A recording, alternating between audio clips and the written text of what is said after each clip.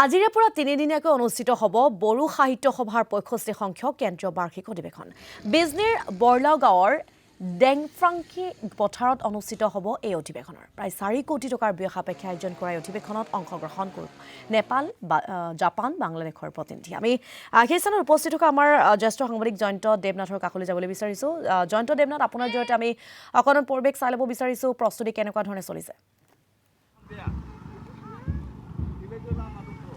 হয় ঋতুমণি, আজিৰ পৰা বড়ো সাহিত্য সভাৰ 65তম কেন্দ্ৰীয় অধিৱেশন অনুষ্ঠিত হ'বলৈ গৈ আছে চিৰাং জিলাৰ বিজনীৰ সমীপৰ বৰলাও গাঁৱৰ ঠেংফাংক্ৰি পথাৰত।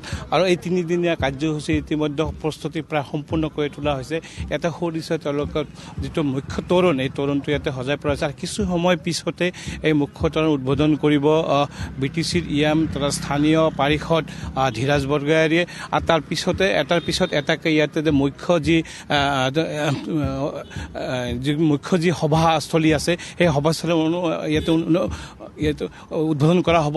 আৰু সমান্তৰালভাৱে যিসমূহ প্ৰায় কেইবা একৰ ভূমি জুৰি ইয়াতে কাৰ্যসূচী লোৱা হৈছে, তাতে বিভিন্ন ধৰণৰ তৰুণ বা বিভিন্ন ধৰণৰ যিসমূহ কাৰ্যালয় বা যি প্ৰতিনিধি সভাস্থলী হওক বা প্ৰদৰ্শনীস্থলী হওক, সকলোখিনি ইয়াতে সামৰি লোৱা হৈছে।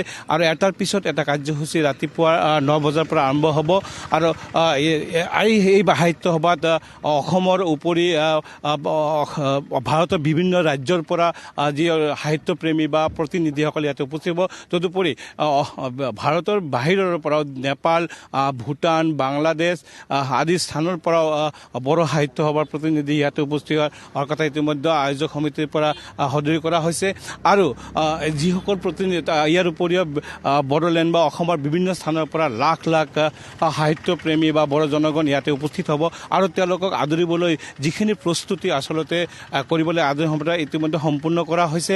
আৰু নিৰাপত্তাৰ দিশটো যাতে কোনো ধৰণৰ যাতে নাথাকে বা কোনো অসুবিধাৰ সৃষ্টি নাই, তাৰ প্ৰতি লক্ষ্য ৰাখি চিৰাং জিলা প্ৰশাসন বা বিজনী মহকুমা প্ৰশাসনৰ পৰা যথেষ্ট আৰক্ষী বা যান বাহন আৰক্ষী ইয়াতে নিয়োগ কৰা হৈছে। আৰু সকলোখিনি প্ৰস্তুতি ইতিমধ্যে সম্পূৰ্ণ কৰিছে। আৰু কিছু সময় পিছতে আনুষ্ঠানিকভাৱে বড়ো সাহিত্য সভাৰ 65 সংখ্যক সাহিত্য সভাৰ যি অধিৱেশনৰ মূল কাৰ্যসূচী আৰম্ভ হ'ব। আজিৰ দিনটোত উদ্বোধনী হোৱাৰ পিছত শিবিৰসমূহ বা বিভিন্ন কাৰ্যালয়সমূহ উদ্বোধনী হোৱাৰ পিছত আৰম্ভ হ'ব কবি সন্মিলন, সমান্তৰালভাৱে আলোচনা চক্ৰ অনুষ্ঠিত হ'ব। মুঠৰ ওপৰত ক'ব লাগিব যে মানে আজিৰ দিনটোত বিজনীৰ যি বৰলাও গাঁওস্থিত যি ঠেংফাংক্ৰি পথাৰ, যিখন পথাৰত উখল মাখল পৰিৱেশ ইতিমধ্যে আৰম্ভ হৈ গৈছে। ইতিমধ্যে ইয়াতে যিসকল স্বেচ্ছাসেৱিকা আছে তেওঁলোকক ইতিমধ্যে প্ৰস্তুতি হোৱা দেখিবলৈ পোৱা গৈছে। আৰু কিছু সময় পিছতে যিসমূহ পূৰ্ব নিৰ্ধাৰিত যিসমূহ কাৰ্যসূচী আছে এই কাৰ্যসূচীসমূহ আৰম্ভ হৈ যাব।